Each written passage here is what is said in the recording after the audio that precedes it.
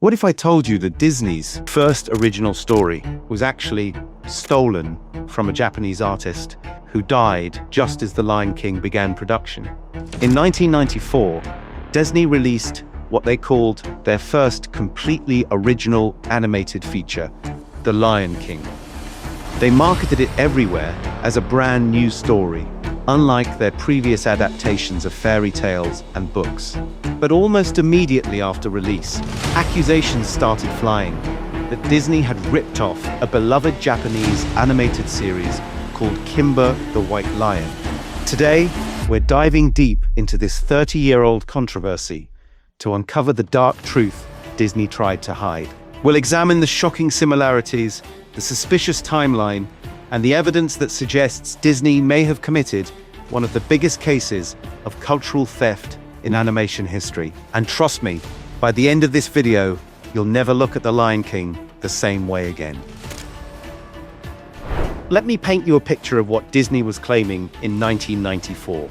Michael Eisner himself appeared in promotional materials saying, "The Lion King is unique. Unlike our other Disney animated features, The Lion King is not based on any previously published fairy tale or literary work. It's an original concept." But here's where things get interesting. That same year, a Japanese animation studio was putting the finishing touches on their own lion movie, Jungle Emperor Leo, based on a manga that had existed since 1950. The creator?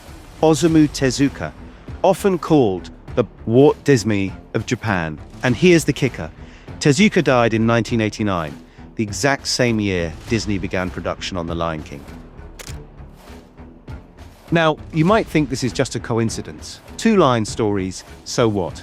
But when you see the evidence side by side, it becomes impossible to ignore. First, we have our protagonists. Disney's Simba versus Tezuka's Kimba. Both are young lion cubs destined to become king after their fathers are murdered. But here's what's really suspicious. Simba is actually the Swahili word for lion. When NBC brought Kimba to America, they took Simba and just put a K in front of it. Then there's the villains. In The Lion King, we have Scar, an evil lion with a black mane and a scar over his left eye. In Kimba, the villain is Claw, an evil lion with a black mane who's missing his left eye entirely. Both are assisted by spotted hyenas.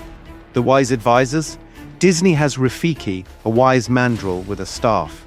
Kimba has Dandal Baboon, also a mandrill with a staff, who beats up hyenas in nearly identical scenes.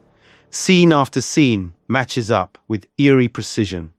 Both feature stampede sequences where the main character clings to a tree branch while a bird tells them help is coming. Both have the iconic dead father appearing in the clouds.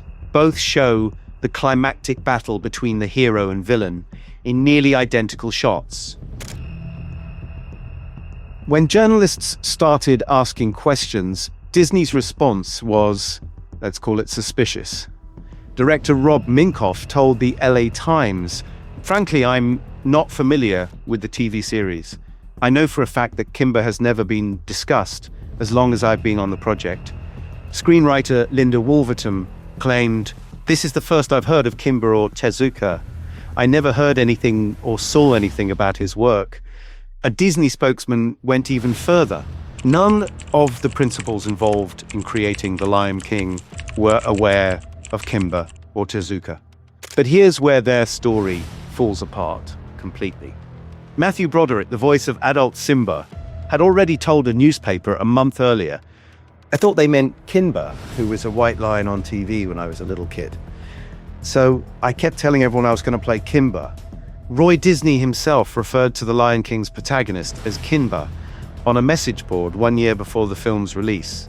And get this, co-director Roger Alice had lived in Tokyo for 2 years in the 1980s, when Tezuka was still alive and Kimba was constantly on Japanese television. Here's where it gets really dark. Legal experts who've analyzed this case say Tezuka Productions would have had an incredibly strong lawsuit against Disney.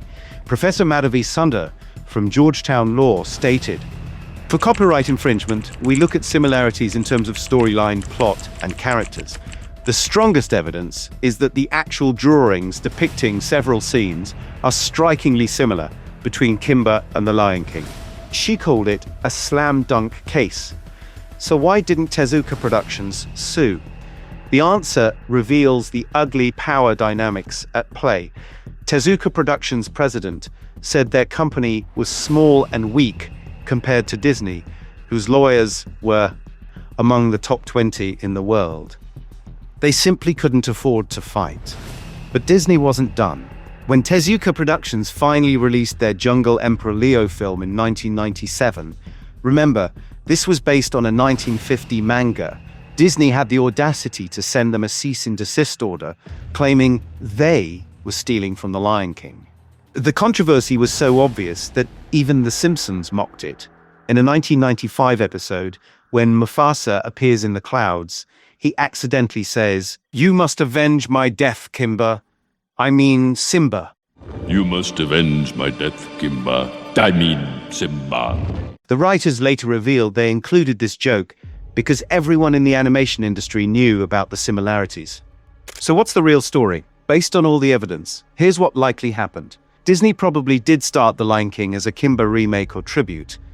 Early concept art shows Simba as a white lion, exactly like Kimba. Roy Disney's slip-up calling the character Kimba suggests this was the original plan. But when Tezuka died in 1989, Disney saw an opportunity. They could take the story, change just enough details to avoid obvious plagiarism, and market it as their first original story. The problem? They got caught. And instead of admitting their inspiration and paying proper tribute, like Tezuka had done when he cited Bambi as an influence, Disney chose to lie, cover up, and even attack the original creators. The Lion King made over $968 million worldwide and became a cultural phenomenon. Meanwhile, Tezuka's family and studio received nothing, and Kimba remains largely unknown in the West. This isn't just about one movie. It's about a pattern of powerful Western companies taking from smaller, less powerful creators and then using their legal and financial might to silence any opposition. Disney built their empire on adapting existing stories, but they always credited their sources, until The Lion King. That's what makes this case so particularly dark. The saddest part? Tezuka idolized Walt Disney. He would have been honored to have his work inspire a Disney film. All Disney had to do was give credit where credit was due. Instead, they chose deception. And that deception has lasted for 30 years. What do you think? Was Disney right to claim The Lion King is completely original? Or should they have credited Tezuka's influence? Let me know in the comments below. And if you want to see more dark truths about your favorite movies, like and subscribe.